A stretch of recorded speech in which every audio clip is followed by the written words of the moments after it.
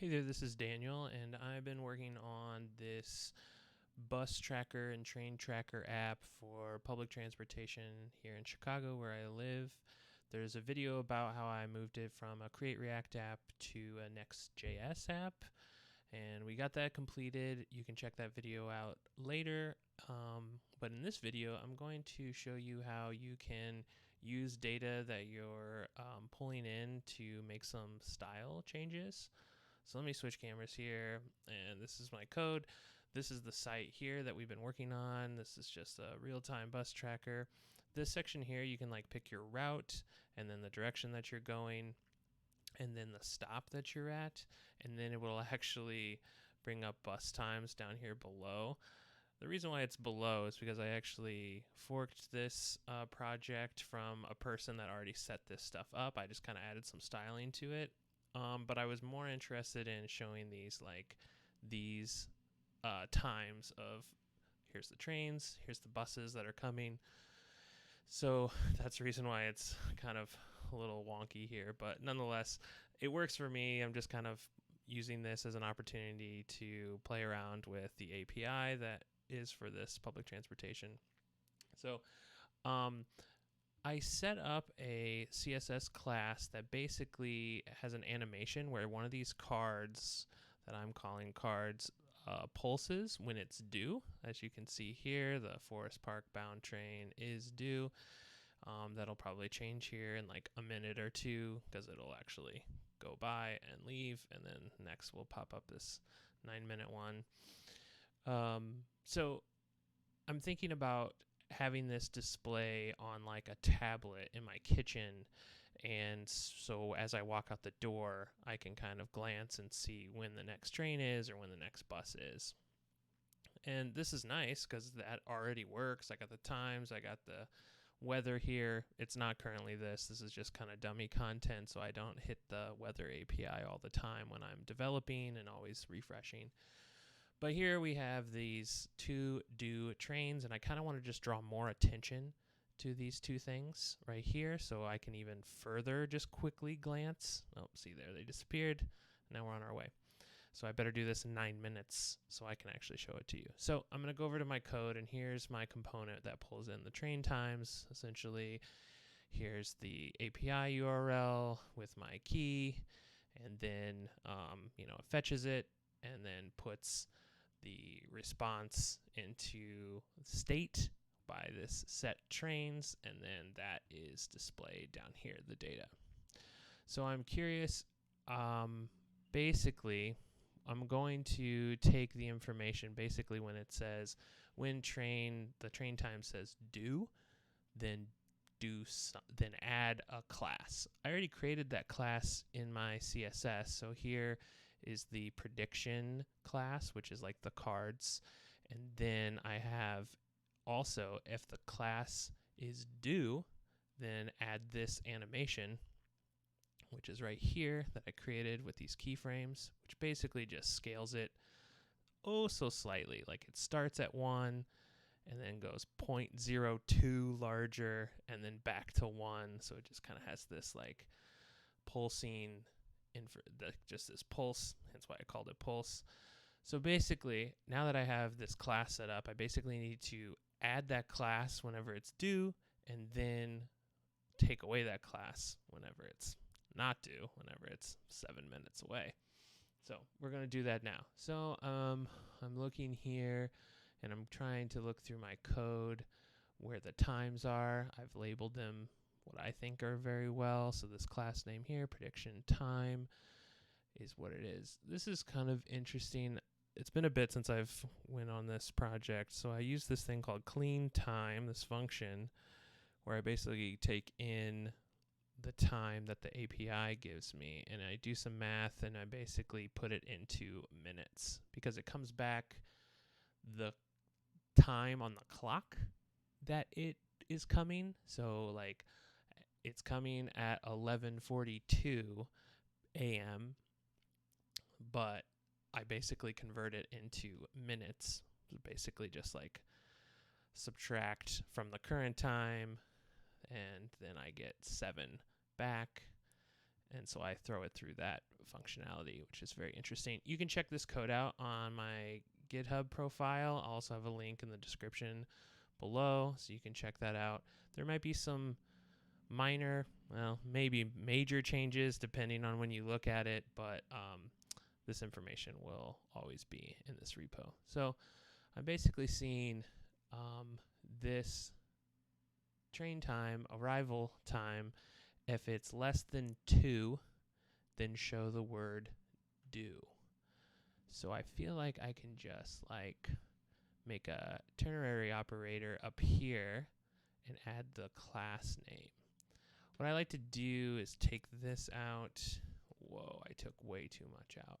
I'm going to take all this out and then do one of these so I can add in my operator here. What am I going to do? Oh, I'm going to take out these single quotes because we don't need those. And then I'm basically going to add this operator. That's basically then what? CleanTime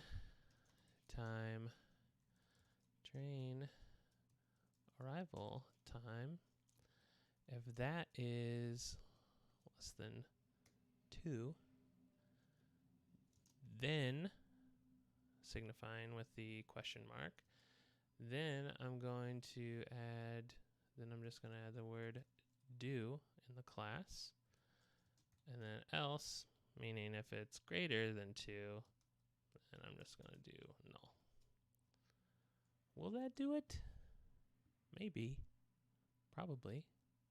Oh, no, definitely not. Oh, train is not defined. So I probably, see right here, I did it outside of this map function. So they're like, what's trains? So that's fine. So can I do trains?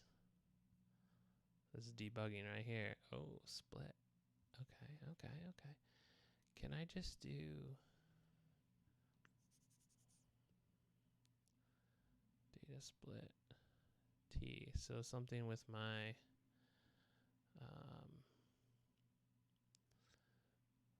probably, okay, so this is in a array. That's why I'm mapping over it right now. Oh, you know what? I don't even want to do, I can do this in the map function. That's great because I don't want it to be applied to the container div of predictions. I want it just to be one specific prediction, which is like that card view.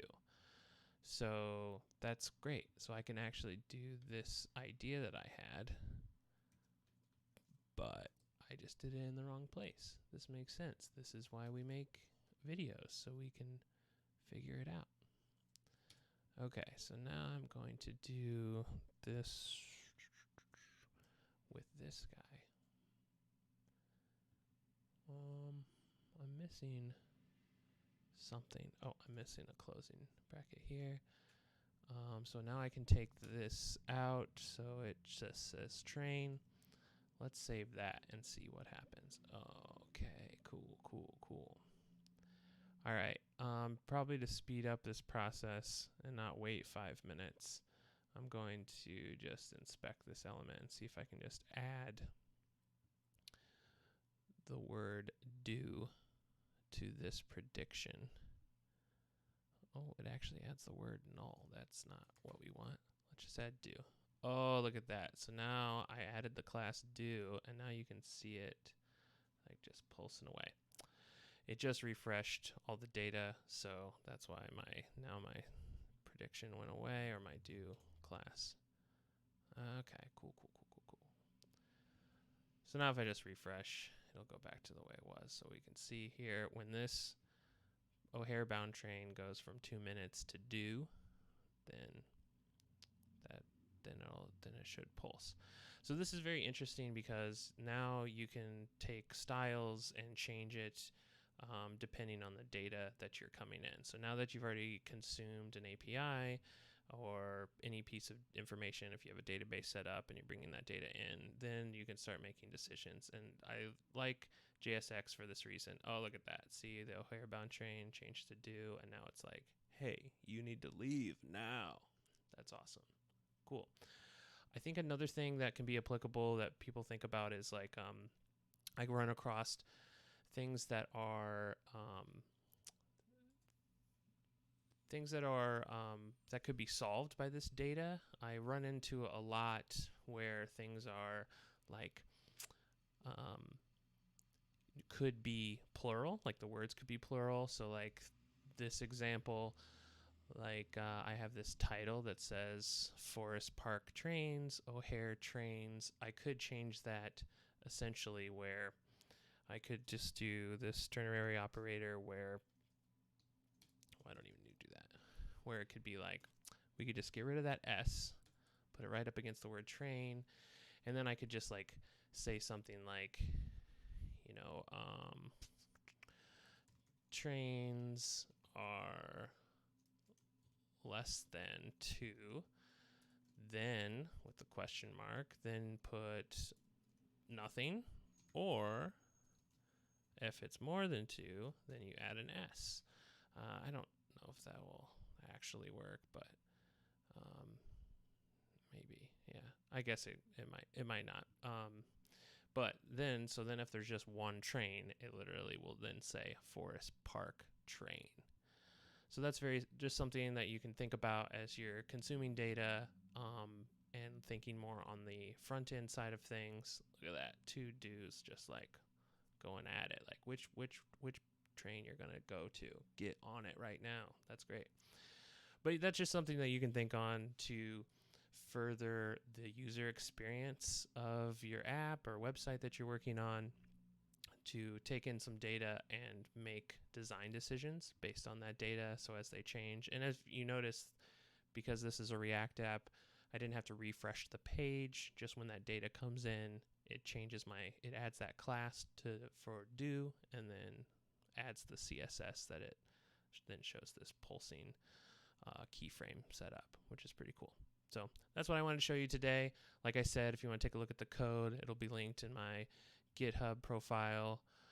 So yeah, keep on creating, and I'll see you in the next video.